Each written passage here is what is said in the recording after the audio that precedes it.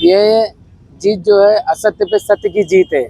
और पूरी party, Bharatiya Janata party हमारी पूरी खंभीर रूप से हम लोग के साथ खड़ी थी, तब ये मुमकिन हो पाया है। और हमारे पूरे बुआपाड़ा के रहवासी सबने मिल के मदद की है।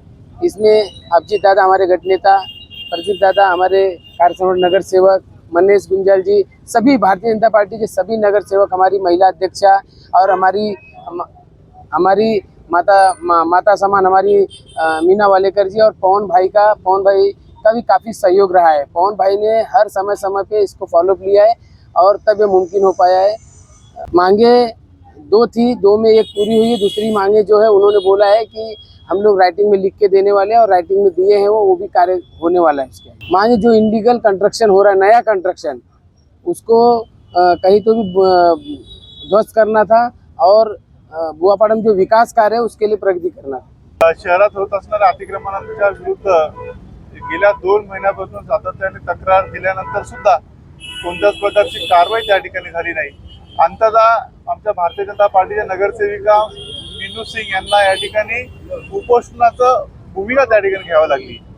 आज मला एक खूप मोठा प्रश्न त्या ठिकाणी आहे की प्रत्येक वेळेस कारवाई करून घेण्याकरता उपोषण करणं गरजेचंच आहे का? नगरपालिकेच्या कर्मचारी असतील, मुख्य अधिकारी असतील, हे कधी जागे होतील?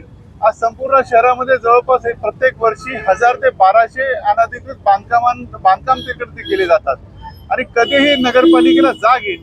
काल तर छत्रपती शिवाजी भाजी मार्केटमध्ये ते एका कर्मचारीला फेरीवाल्याने मारलं अक्षरशः। आणि हे सर्व काय होत असताना नगरपालिका म्हणून, मुख्य अधिकारी म्हणून संपूर्ण त्या ठिकाणी चुप त्या ठिकाणी पाहायला भेटतात। कोणत्याच प्रकारची कारवाई त्या ठिकाणी ठोस होत नाहीये। आज कुठेतरी मीनूताई उपोषणावर बसले तर तिकडे जाऊन बुआपाड्याला होत असणार अतिक्रमण त्या ठिकाणी तोडून लावलं। परंतु प्रत्येक वेळेस हेच करावं लागणार का? या प्रशासनाला जाग कधी? हा खूप मोठा प्रश्न आहे। सर्वच आम्ही या ठिकाणी उपस्थित नगरसेवकांना, मग ते शिवसेनेचे असू किंवा भारतीय जनता पार्टीचे असू, सर्वांनाच तो एक खूप मोठा प्रश्न त्या ठिकाणी आलाय।